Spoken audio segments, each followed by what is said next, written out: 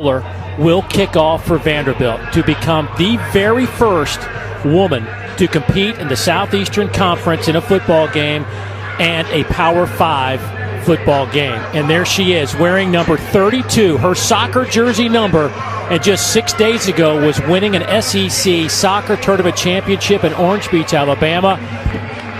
And wouldn't you know it, history is on the field in Columbia, Missouri, as Sarah Fuller is about to put her right foot into a football, speaking volumes to women around the world. Awesome, awesome moment. You can hear the crowd. Everybody understands what's happening right now. This is a pretty cool moment.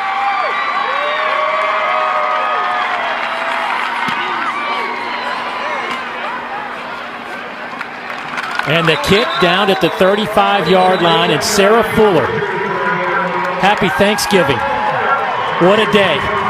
What a day in college football. Her mom and dad on hand to witness it. Her boyfriend, her best friend. I don't know about you, David. I got chills, man. That was pretty cool. That was pretty awesome to see. And what a moment. Shalom, like give all honor, glory, and praises to Yahweh, Ba'ashem, Yahweh Shai, Ba'ashem, Wakakudash, like give double honors to our apostles and elders of Great Millstone. Salutations to you, sincere Akim, pushing his word across the four corners of the earth. And as you saw from this previous video, Sarah Fuller, who made history on November the 28th, 2020, she plays for the Vanderbilt Commodores, and she became the first woman kicker to play in a Power 5 game and also the Southeastern Conference, or SEC. And that just shows you more proof through the spirit that America is Babylon the Great according to the scriptures.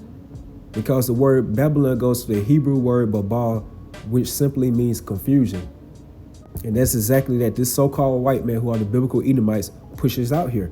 Total confusion. Because it's widely known that football is a man's sport. Because that type of contact that you're doing by playing that sport. And notice when she kicked that ball, she went right off the field. But most punters, when they kick the ball, they at least try to attempt by tackling someone. But notice her that she ran straight off the field. And also, she didn't even kick the ball no more than 30 yards. And this shows you how this place, America, is a big joke. But what can you expect out of the city of confusion? And this is Jeremiah, the 31st chapter, and the 22nd verse. How long wilt thou go about, O thou backsliding daughter? For the Lord had created a new thing in the earth. A woman shall compass a man. So fast forward nowadays to America, the women are leaving their particular roles that the Heavenly Father has designed for them to do. To bear children, to take care of the household, be subjected unto your man or your husband. But by them drinking that Babylonian wine, which goes into Esau's philosophies, his dogma, his witchcraft, that has put that vibration on these younger females nowadays to feel empowered or entitled to some type of role now. And that role is to be over a man. And that's why this place is called the City of Confusion, because it's totally out of order, and the Heavenly Father is not the author of confusion. So I came across this article through the Spirit from thegreatcoursesdaily.com, and the title says, "The Role of Women in Ancient Rome, Piecing Together a Historical Picture." And this was published on April 26, 2018. It says the major obstacle to studying the lives of women in ancient Rome is the problem of surviving sources. The sources available to us were all authored by men. As a result, nearly everything we know about Roman women is filtered through the lens of how Roman men viewed them. Even though historians have still been able to piece together a picture of what life may have looked like for women in ancient Rome, here's what they have learned. Women's legal status in ancient Rome. Women in ancient Rome did not have equal legal status with men. Then I came across another piece of article. It shows you how women were prevented from voting. So they had no type of role by being into the political business. They were refrained from doing it. And it says, by law, Roman girls and women were almost always under the jurisdiction of a male, whether a pater familias a husband, or a legally appointed guardian. Over the course of her life, a woman might pass from the control of one male to another, most typically from father to husband. And they got that from our tradition as Hebrew Israelites. It says, despite their inferior legal status, woman mothers were expected to be strong figures within the household, to play an important role in supervising the upbringing and education of children, and to maintain the smooth day-to-day running of the household. So that's an important role just right there alone. It's so crazy nowadays that these women don't want to be licensed to do something like this again because they drink that Babylonian wine. So they feel like they could be over a man now because it's given to them to be. And that's how you know a society is not going to be able to run long or further, because when a woman's in that type of control or authority, that's how you know a society is going to collapse. And look at it nowadays where we're at with a vice president elect now as a woman. You have women playing in the same sports leagues as men now. So this place is on a total decline. Don't jump down to another point. It says most aristocratic women were probably married off in their mid-teens, and a woman who was not wed by 20 was considered a deviant.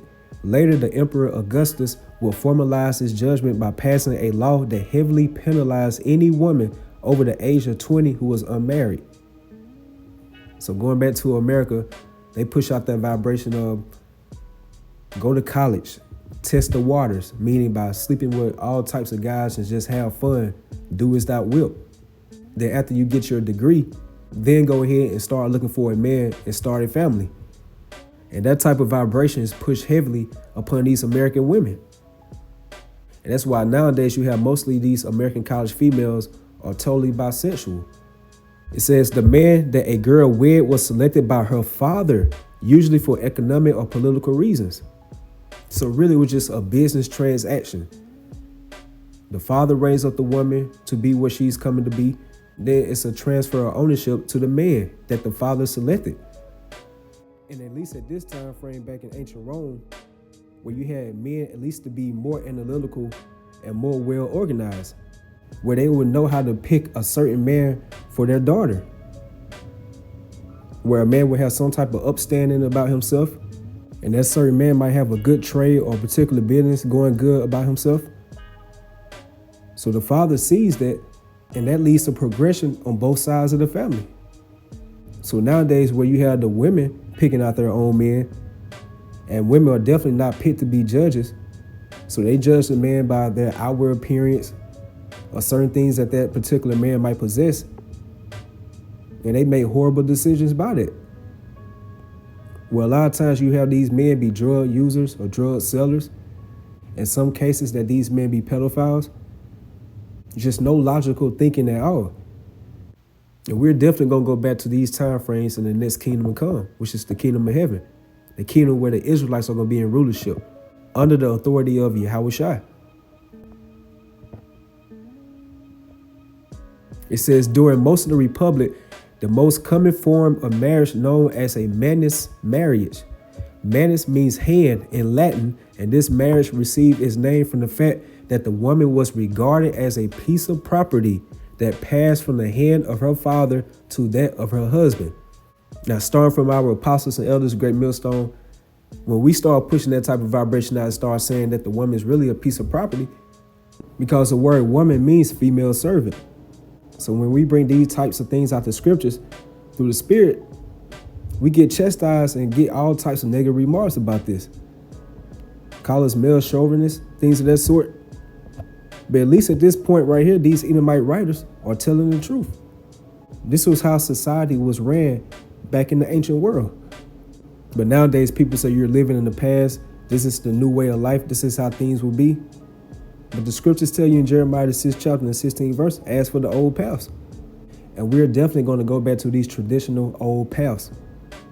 But it's going to be governed by the ways of Yahweh B'Shem Yahushua via the scriptures. So this is 1 Timothy, the 2nd chapter, 11th verse. It says, let the woman learn in silence with all subjection, but I suffer not a woman to teach, nor to exhort authority over the man, but to be in silence. But what does America push us out?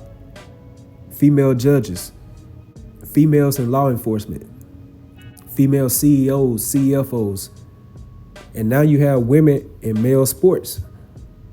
These women nowadays are doing everything but portraying their designed roles that Yahweh Ba'Shem Yahushua has permitted them to do.